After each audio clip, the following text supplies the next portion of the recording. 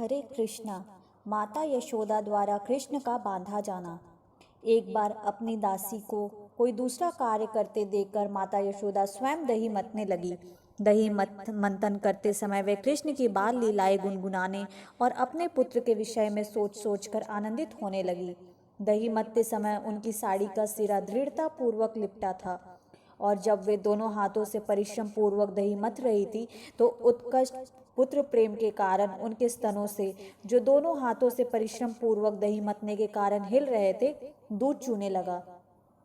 उनके हाथों की चूड़ियां तथा कंगन एक दूसरे का स्पर्श करने के कारण रुंझुन कर रहे थे और उनके कर्णाभूषण तथा स्तन हिल रहे थे।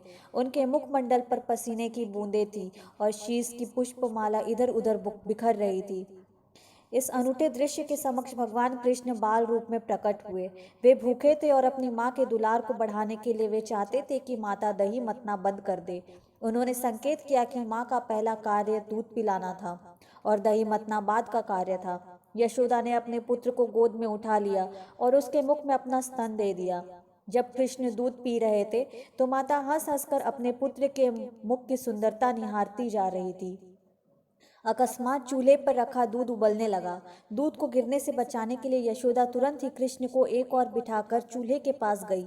माँ द्वारा इस प्रकार छोड़े जाने के कारण कृष्ण अत्यंत क्रुद्ध हुए, जिससे उनके होठ तथा नेत्र लाल हो गए। उन्होंने अपने दांत तथा होठ बंद कर लिए और हाथ में एक कंकड़ी लेकर तुरंत माखन की मटकी तोड़ डाली। उन्होंने उसमें से मक्खन निकाल लिया और आंखों में कृत्रिम आंसू भरकर वे एकांत में जाकर मक्खन खाने लगे। इस बीच यशोदा कढ़ाई से उफनते दूध को ठीक करके पुनः मतने के स्थान पर लौट आई। उन्होंने उस टूटी मटकी को देखकर जिसमें दही रखा था, चूंकि उनका पुत्र दिखाई नहीं दिया, अतः वे समझ गई कि यह कार्य उसी का है। वे हंसने लगी और सोचने लगी, बालक बहुत चतुर है, मटकी तोड़कर इस स्थान से दंड के भय से चला गया है। चारों ओर ढूंढने के बाद उन्हें उस लकड़ी के एक उल्टे रखे बड़े उखल पर बैठा पाया। वे छत से टंगे झूले पर लटके एक छीके से मक्खन निकाल निकाल कर बंदरों को खिला रहे थे। उन्होंने देखा कि कृष्ण अपने नटखट स्वभाव के कारण उनसे डरकर इधर उधर देख रहे हैं। अपने पुत्र को इस तरह व्यस्त देखकर वे चुपचाप पीछे से आई, किंतु कृष्ण ने तुरंत ही देख लिया और उनकी माता हाथ में छड़ी लेकर उनकी ओर आ रही है। अतः वे तुरंत उखल से उतरकर डर के मारे भाग चले। माता यशोदा उन श्री भगवान को पकड़ने के लिए घर के चारों कोनों में पीछा करती रही, जिन तक बड़े बड़े योगी भी ध्यान द्वारा नहीं पहुंच पाते। दूसरे शब्दों में, योगियों तथा चिंतकों द्वारा पकड़ में न आने वाले भगवान श्री कृष्ण यशोदा माता जैसी महान भक्त के साथ एक शिशु की भांति खिलवाड़ कर रहे थे। किंतु माता यशोदा अपनी पतली कमर तथा भारी शरीर के कारण तेज दौड़ने वाले बालक को सरलता से ना पकड़ पाई। फिर भी वे यथासंभव तेजी से उनका पीछा करने लगी। उनकी कोशिश स्थिर पड़ गई और केश पर लगे फूल पृथ्वी पर गिर पड़ा। यद्यपि वे थक गई थी, किंतु जिस तिस भांति वे नटखट बालक तक पहुंच गई और उन्होंने उसे पकड़ लिया। जब कृष्ण पकड़े गए तो वे रुआंसे से हो गए।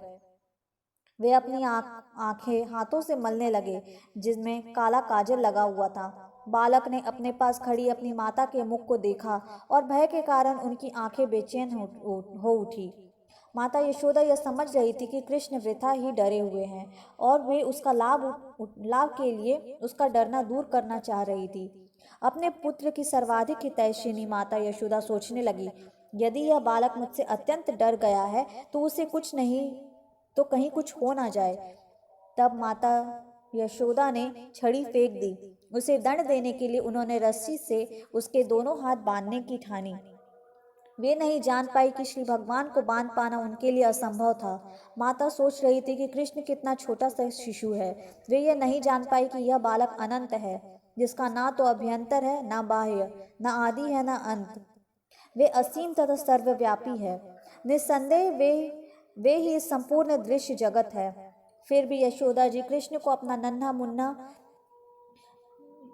मुन्ना ही समझ रही थी। यद्यपि वे समस्त इंद्रियों के पहुंच के बाहर है, तो भी वे उन्हें काष्ठ के उखल से बांधने का प्रयत्न कर रही थी। किंतु जब वे उन्हें बांधने लगी तो रस्सी 2 इंच छोटी पड़ गई। उन्होंने घर से और रस्सी एकत्र की, उसमें जोड़ा, किंतु तब भी रस्सी उतनी ही छोटी पड़ी। इस प्रकार उन्होंने घर की सारी रस्सियां जोड़ डाली। किंतु जब अंतिम गांठ लगाई तब वे 2 इंच छोटी निकली। माता यशोदा हंस रही थी, किंतु विस्मित थी कि यह सब क्या हो रहा है। वे श्री कृष्ण को बांधने के प्रयास में थक कर चूर हो गई। उनको पसीना आ गया और शीश की माला नीचे गिर पड़ी। तब माता का इतना श्रम देखकर कृष्ण को दया आ गई और वे रस्सी द्वारा बंधाए जाने के लिए राजी हो गए। कृष्ण माता यशोदा के घर में एक मानवी बालक की भांति उनकी चुनी हुई लीलाएं कर रहे थे। निस्संदेह श्री भगवान को अपने वश में कौन कर सकता है। शुद्ध भक्त भगवान के चरण कमलों पर स्वयं को अर्पित कर देते हैं, चाहे वो उनकी रक्षा करे या उन्हें मिटा दे। किंतु भक्त अपने शरणागत पद को कभी नहीं भूलता। इस प्रकार भगवान भी अपने भक्त की रक्षा करने में दिव्य प्रसन्नता का अनुभव करते हैं। इसका प्रत्यक्ष उदाहरण कृष्ण द्वारा माता यशोदा के प्रति समर्पण है। कृष्ण अपने भक्तों के लिए सभी प्रकार की मुक्ति के दाता है, किंतु उन्होंने यशोदा को जो वरदान दिया उसका अनुभव ब्रह्मा जी, शिव जी या लक्ष्मी देवी तक को नहीं हो पाया। श्री भगवान जो नंद महाराज तथा यशोदा के पुत्र रूप में विख्यात है, योगियों तथा चिंतकों तक के लिए भी कभी पूर्व रूपेण ज्ञेय नहीं है, किंतु भक्तों के लिए सहज सुलभ है। न ही वे योगियों तथा चिंतकों द्वारा समस्त आनंद के परम आगर के रूप में जाने जाते हैं। अपने पुत्र को बांध देने के बाद यशोदा गृह कार्य में लग गई। उस समय उखल में बंधे हुए कृष्ण ने अपने समक्ष वृक्षों की एक यमल वृक्ष की जोड़ी देखी, जिन्हें अर्जुन वृक्ष कहते हैं। अतः परम